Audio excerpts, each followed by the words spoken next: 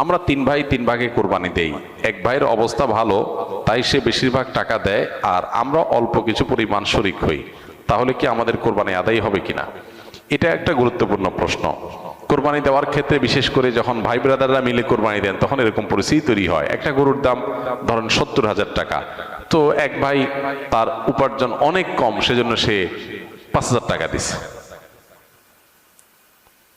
আর বাকি টাকা যেটা আছে সেটা হয়তো বাকি ভাইরা দিস।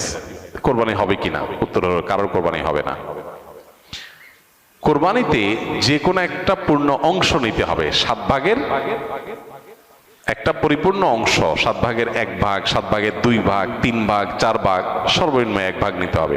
ভগ্নাংশ নেওয়া যাবে না, অর্থাৎ 1 ভাগেরও অর্ধেক নেওয়া যাবে না। 2 ভাই মিলে 1 ভাগ নিছে, হবে না, তখন সেটা গোশত খাওয়া হবে। পশু জবাই হয়ে গেছে সহি পদ্ধতিতে, গোশত খাওয়া হবে, কিন্তু কোরবানি